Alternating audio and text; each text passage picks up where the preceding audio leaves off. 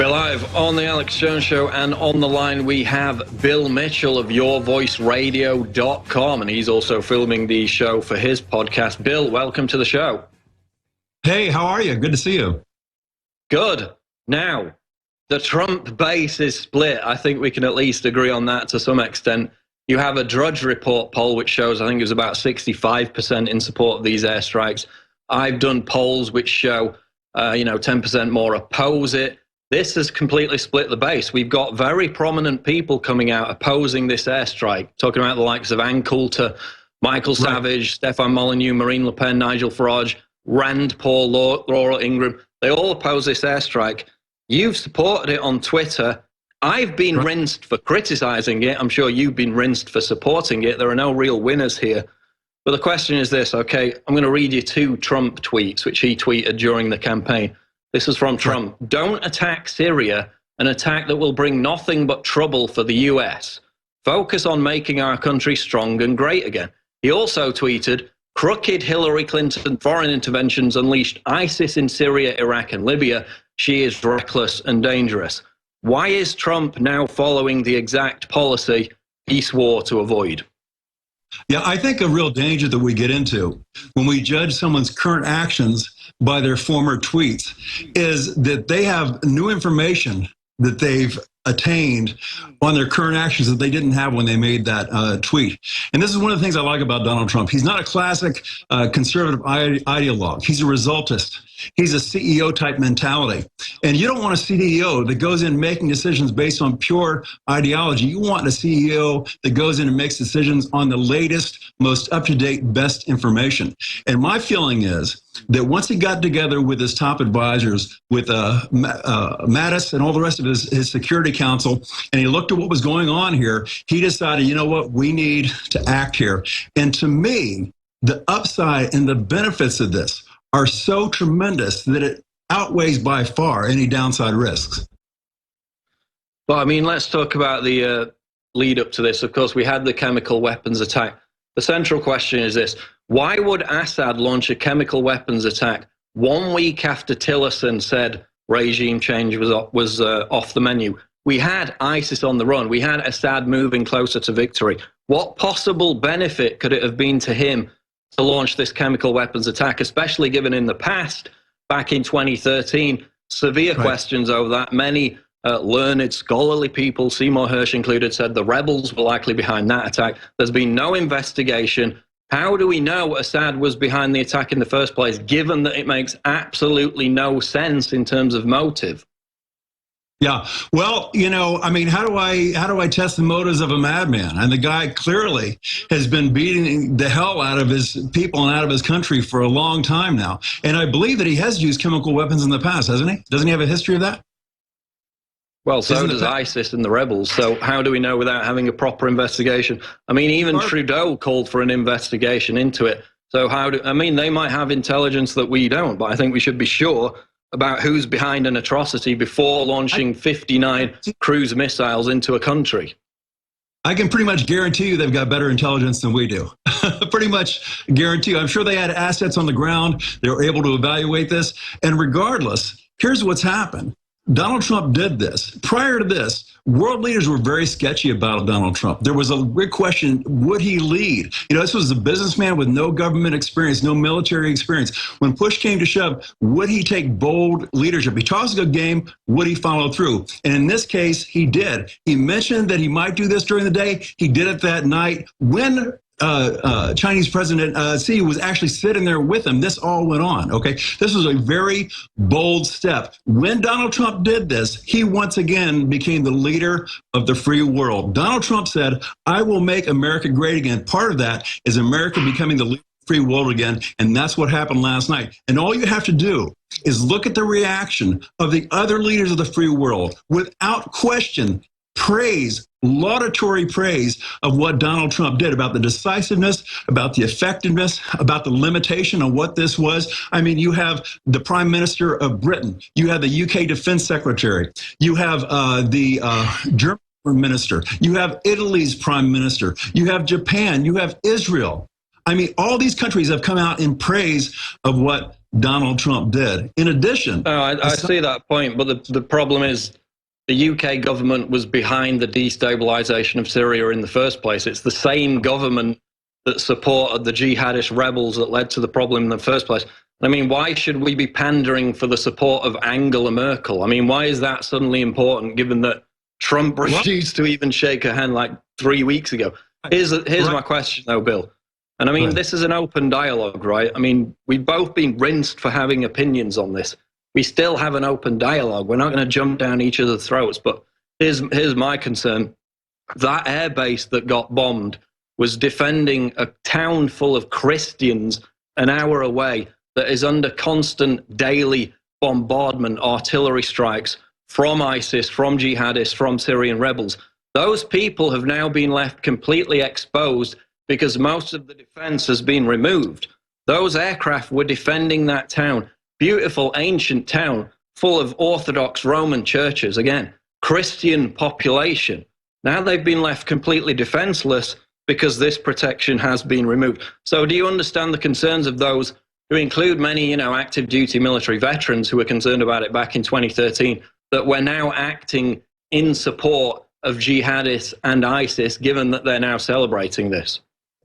Yeah, well, I can understand their concerns. I disagree with their concerns. Here's the problem. Okay, Donald Trump came in, and when these gas attacks were reported, and apparently our intelligence supported that this happened, okay? When these gas attacks happened, and Assad was responsible, according to our intelligence, Donald Trump could either respond or not respond. If he didn't respond at all, that would be unacceptable as president of the United States. So if he responded and condemned them, then he had to act. If he did not act, then he became Obama 2.0, okay? So he had to act in a surgical, limited way. And they followed the intelligence, and they did it. They acted. The upside to this is tremendous. Here's the thing. The entire Russiagate thing just died. It's over. It's over. Because what person in the world would say that Donald Trump is acting as the puppet of Putin now that Donald Trump has basically stuck his finger in Putin's eye in Syria? That's over. That's over with. I know, but Bill, why should we need to pander to those people? They're not satisfied. They're still out saying, why did Trump give Putin an hour's advance warning? That must mean he's still in bed with Putin. I don't think those people are going to be satisfied by anything. Do you think this is going to completely deflate the Russia investigation and that's now going to slowly dissipate? It was deflating anyway. But yeah, it's going to deflate. And I'm telling you what, based upon what I'm seeing on Twitter, you said that we're split on this. I disagree with that statement. I think this is maybe 20% against, 80% for. Okay, I see very positive support for Trump on this. I see the people that were initially very against this saying, I'm going to abandon Trump on this. I'm off the Trump train on this. I see that fading away. Here's the thing people got to understand. The Trump train has got many cars on it. If you don't like the drapes on one car, move to another car, okay? Because if you say that you're going to abandon Trump on this, then what are you going to do for the next 4 years? I mean, what about tax reform? What about healthcare reform? What about the wall? What about immigration reform? What about jobs? These are other cars. If you believe in those, but stay on the Trump train. Don't abandon Trump. There's nothing wrong with disagreeing with Trump on this. He likes that feedback. That's important to him. That's part of his strategy. But in my case, I think this is a great move. I think history will look back at this as a turning point in the Middle East and a brilliant move. We can micromanage it if you want. I disagree with that statement. I think on the broad picture, this was a fantastic move for Donald Trump, and history will prove that out. There was a big emotional reaction last night when it happened, and there was some flouncing. I agree, it did get quite emotional at points, but the fact is that many prominent people have come out and criticized this. As I said, Rand Paul, Nigel Farage, Marine Le Pen. If you look at the people who support this, I don't think it's really good company to have. Hillary Clinton, Chuck Schumer, Lindsey Graham, John McCain, Nancy Pelosi, Angela Merkel, Brian Williams, the mainstream media, neocons, never Trumpers, they all endorse and support this. Do you feel comfortable being in the same camp as them now? Well, let me turn the question around. You know who came out against this? Russia and Iran. Do you feel comfortable being in their camp? They're against it. That's your company. Russia and Iran, they're against this attack. I mean, we can turn that both ways. But here's the thing. Donald Trump created bridges with this. Okay, he took a leadership role in the world. At no point will our enemies say This guy is not a guy who acts. And this was a strong message with the president of China sitting there with him at dinner. This was a strong message to North Korea that I am serious. I mean it. If you guys don't cut it out, I will come after you. Because here's the thing.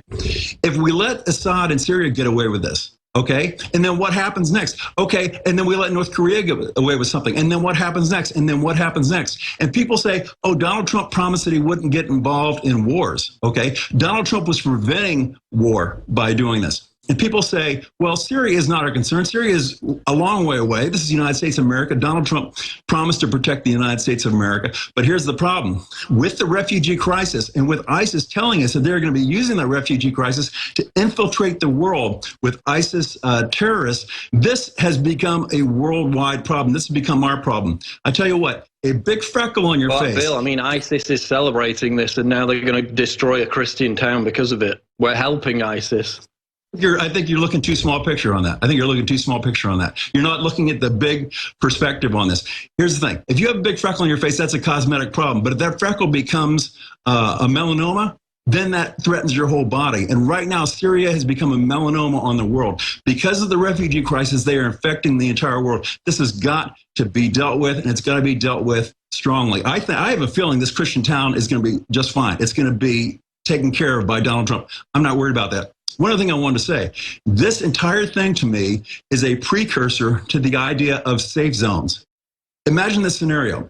Donald Trump has said another campaign promise Trump made was safe zones in Syria. Okay, let's say that Donald Trump ignores this attack, goes in and creates safe zones in Syria, puts American forces on the ground, and then Assad attacks those with chemical weapons, and then he gets crucified because it's like, wait a minute, you knew he had chemical weapons. You did nothing. You created safe zones. You put everybody in the same group. You put American forces on the ground, and they're all dead now. Donald Trump would be dead as a president. It would be over for him as a president. He took preemptive action before that happens. I guarantee you this is a lead up to creating safe zones that is going to save millions and millions of lives and stop the refugee crisis. That's what he wants to do. I don't think he wants to. I hope you're right. I hope you're right, Bill. The other thing that I'd say is, you know, a lot of people think this is a limited strike. This is a one-off deal. This is the end of it. Nikki Haley is already in front of the UN saying this is just the start. Rex Tillerson, after a week ago saying that Assad was part of Syria's future, is now saying that it's about regime change. He thinks that Assad is going to step down and just vacate his position, having been in an intense civil war and under intense international pressure for 6 years. I mean, it's just not going to happen. The only way they're going to get Assad to step down is by obliterating the hell out of Damascus. So how can people keep saying this is just a limited strike when Rex Tillerson, the US Secretary of State, has said on multiple occasions that they want regime change, which is exactly what Hillary wanted? Yeah, well, we'll have to see how that turns out. If I had the ability to read the future at that level, I'd just go out and buy a lottery ticket and retire. So I don't know what's going to happen on that. But I think that what Donald Trump did now in the here and now was a great strategic move. We'll have to see what happens going forward. As far as regime change, I don't know. We had a bad experience with that in Iraq. I don't know if this will be different. I know that the world governments are much more behind us right now than they were ever behind Bush on Iraq. I mean, Iraq had to go with secondary powers in quite often cases to go after Iraq. I mean, we have the major powers of the world. And people say, oh, well, we've got Britain behind us and we've got France and we've got all these countries behind us. I mean, isn't that kind of like NATO? Okay, NATO is on our side on this.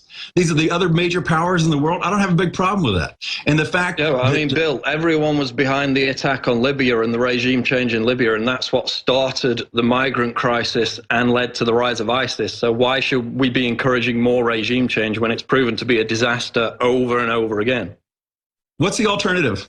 What should Trump have done? Well, you could still have the safe zones in Syria, and you could still have a secular government that doesn't leave a vacuum to be overrun by ISIS and jihadists, which is what happened in Libya.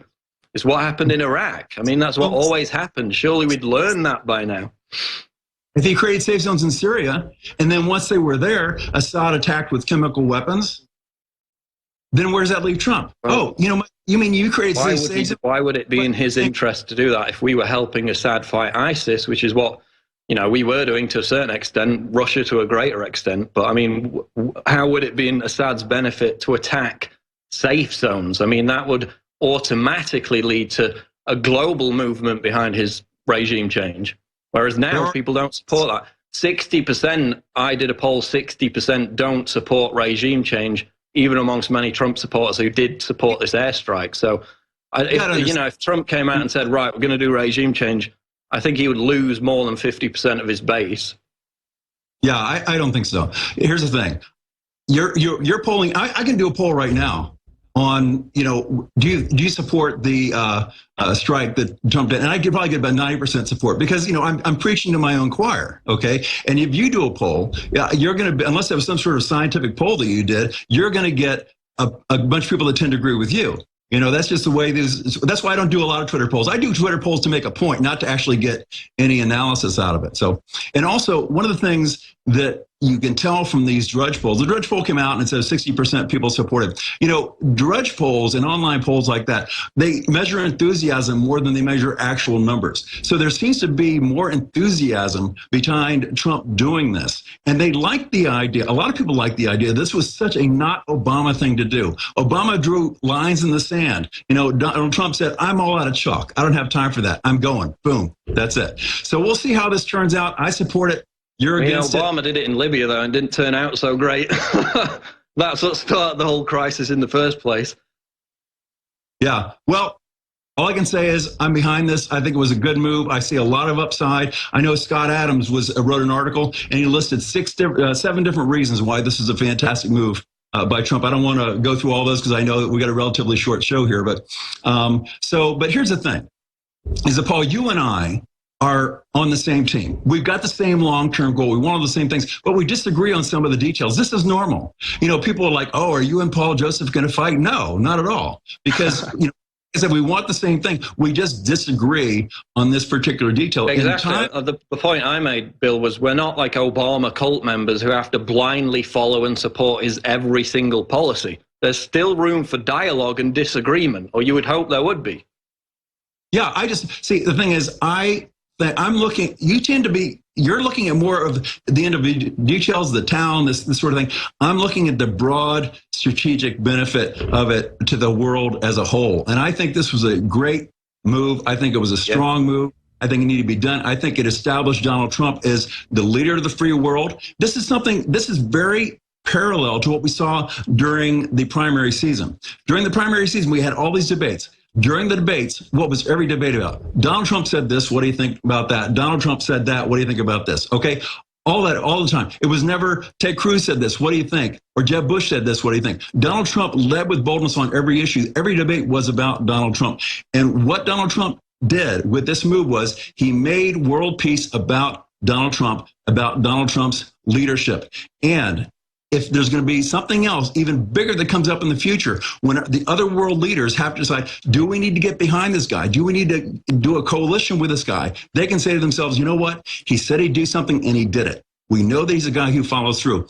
And like I said before, Bill, we got Alex Jones on the line. We've skipped the break. We're going to get Alex's take. Alex, you're on the air. Go ahead. Hey, I'm crazy. It's just wild. I'm here listening to you guys, and I really agree with Bill, but also agree with you, and that's why I called in. And then right as I was sitting there on hold, I heard Bill making the point, hey, we're all on the same team here.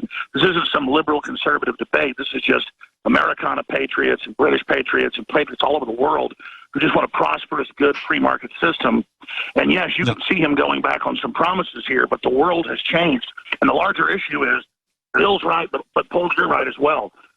The main reason that Trump did this was to impress the communist Chinese dictator that he made wait an hour while this was starting. And he did this because the world's in so much danger with China flexing its muscles and literally already stealing 90% of the South China Sea, when historically they've had about 20%. And North Korea threatening and being belligerent, they're letting them know, listen, this is serious. Also, Trump knows they were hitting him hard with this fake Russian narrative. It was just starting to deflate, but they didn't care. They were moving forward as a distraction. Him doing this absolutely sends that message that, no, I'm not a Russian puppet. Plus, let's go back. Paul, you're making great points. When you sit there and say, well, listen, they're now saying Assad stepped down when 8 days ago they were saying maybe he could stay. Well, here's the deal. The agreement was made with the military, the U.S. military, the Russians, and Assad 4 years ago that they'd block Obama and the globalist move of Saudi Arabia to overthrow that country and basically merge it with Europe and then flood Turkey with the globalist Muslim colonization plan of the globalist. And so Trump basically absolutely had to do this, or they were going to start sabotaging him, make him look weak. And I came out last night and basically laid all this out. Sorry, somebody's calling me on call waiting over and over again. But you know what this comes down to is the world's waking up, and as long as Trump continues to kick Al-Qaeda and ISIS out of there, and as long as they drive them out and destroy them, and then end this Muslim civil war between Shiites and Sunnis, it'll be a good thing. Then they can hold elections there in Syria. If, though, they kick ISIS and Al-Qaeda / al-Nusra, all the same group, out, and then, go in there and basically create some new globalist state or put some other Islamic group in, I'm going to have a very, very serious big problem with it. But he inherited Obama's war. He inherited Obama's crisis. And then now this crisis was going to spin out of control. It already has. Now that Turkey has said they're going to flood Europe more, and Erdogan's basically merging with the caliphate and all the rest of it, we basically strategically for Europe and the United States have to cut off Syria and try to stabilize it, even if that means breaking it into three pieces. And I get it. I don't want nation building. I don't want America to be an empire. If Trump wasn't getting $3 trillion in the stock market, $300 billion in new jobs, and building a wall, and getting out of the TPP, and cutting half the UN's funding, I'd say he's a damn globalist. But no, he's actually stabilizing America, stabilizing the world, because America was in the imperial role, and then trying to basically form alliances that aren't forced, and then has us basically beginning to pull back as we rebuild our infrastructure. But if we go to war in North Korea or with China because they don't respect us, that's going to sabotage that whole thing. I'm going to get off because my phone's breaking up, gentlemen, but it's a great job. Both of you are making absolutely salient points, and as you said, time will tell. But the globalists want to sabotage Trump. They're signaling he's done a good job now because he's only acting like he's agreeing with their overall larger scale program. But that analogy about the train and different boxcars and different cabooses and different things is absolutely right. You want your taxes cut. You want your guns left alone. You want Christians not being harassed by the IRS.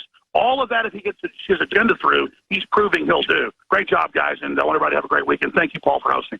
Thanks, Alex. All right, thanks, Alex. Yeah, there's a lot of hysteria in the media right now, Bill, about, oh, you've turned on Trump because you disagree with this. Well, no, as we've said, there's room to criticize Trump on certain agenda issues within the whole panoply of, his policy agenda. That doesn't mean we're stabbing him in the back.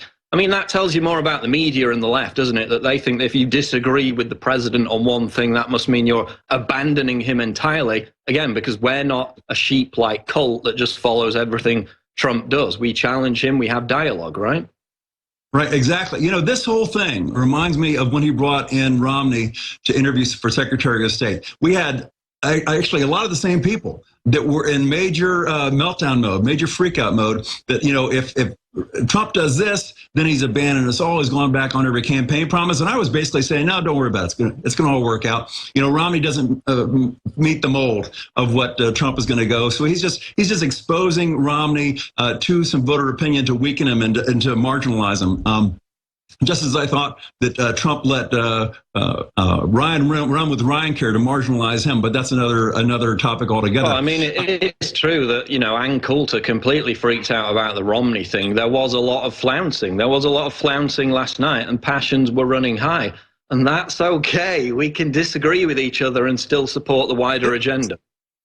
It all works out. Things are said in the heat of the moment that sometimes we change our mind on. And here's the thing. And this is what I've always said. I was in executive recruiting for 30 years and sales for 30 years. And I said, there's only two reasons why somebody says no. Either they really don't want it or they just don't have enough information to say yes. And I think a lot of people that were saying no completely to Trump last night were mainly because they just didn't have enough information yet to say yes. And it was just an initial reaction. And that's okay. We are a vibrant, dynamic, energetic, emotional group. But you know what? At the end of the day, we come together and we get the job done. And that's my message to everybody today is, give this some time. Let the strategy work itself out. In my mind, this was not an end game for Trump. This was a leverage move for Trump. They've asked Trump before, what's your position on this? And he said, I don't know. I don't have any leverage on that. I don't have a position. Donald Trump is always looking to build leverage. And I tell you, let me throw one more thing out there. One of the things you can tell by Donald Trump is he never makes a dramatic move until he has a great day. When he has a great day, when he has some big news day, then he makes a dramatic move. What happened yesterday? He got Gorsuch approved, right? That said he could go ahead with this move. The reason being is, if he had done this right after Ryan Care failed, the entire media, everybody would say he's trying to cover and distract for Ryan Care. But now that he did it on the day that he had a big victory, nobody's saying he's trying to distract. So, all right, we're going to have to leave it there, Bill. We got about 20 seconds left. yourvoiceradio.com. The debate will continue. As you said, Bill, we will have to wait and see with developments. Bill, thanks for joining us. oh, okay, man. Thank you. There goes Bill Mitchell, yourvoiceradio.com. Again, my concerns remain on the record. This has always proven to be a disaster in the past, but we shall see. Thanks for joining us. Infowars.com.